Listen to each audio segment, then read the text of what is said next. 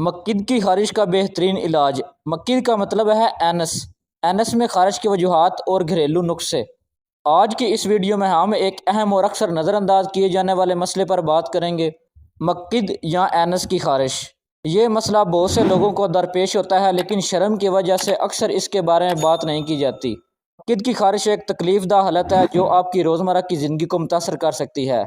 اس video میں ہم اس کی وجوہات پر غور کریں گے اور آپ کو کچھ بہترین اور مؤثر قدرتی علاج کے طریقے بتائیں گے جن سے آپ اس تکلیف سے نجات پا سکتے ہیں۔ اگر آپ یا آپ کے پیارے اس مسئلے سے پریشان ہیں تو اس ویڈیو کو ضرور دیکھیں۔ سب سے پہلے ہم اینس میں خارش کی وجوہات کے بارے میں بات کریں گے، جس میں پہلا پوائنٹ ہے خراب حفظانِ صحت۔ اینس کی خارش کی ایک اہم وجہ حفظانِ صحت کا خیال رکھنا ہے۔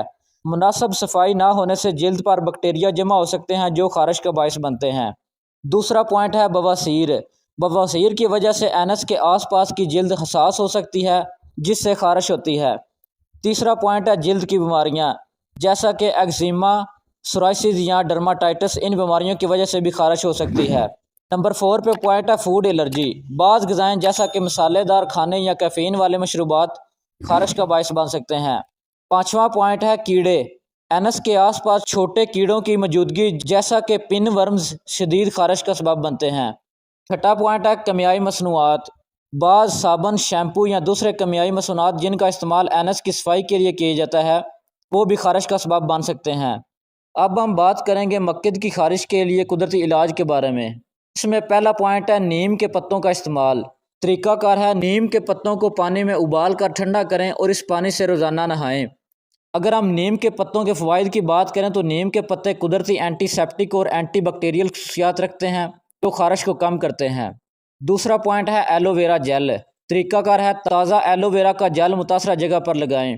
اگر ہم ایلو ویرا کے فوائد کی بات کریں تو ایلو ویرا جلد کو سکون پہنچاتا ہے اور اس کی خارش کو دور کرتا ہے۔ تیسرا پوائنٹ ہے ناریل کا تیل۔ طریقہ کار ہے متاثرہ جگہ پر روزانہ 2 سے 3 بار ناریل کا تیل لگائیں۔ اگر ہم ناریل کے تیل کے فوائد کی بات کریں تو ناریل کا تیل جلد کو نمی بخشتا ہے اور خارش کو کم کرتا ہے۔ نمبر 4 پہ ہے سیب کا سرکہ۔ طریقہ کار ہے سیب کا سرکہ پانی میں ملا کر ایک روئی کی مدد سے متاثرہ جگہ پر لگائیں۔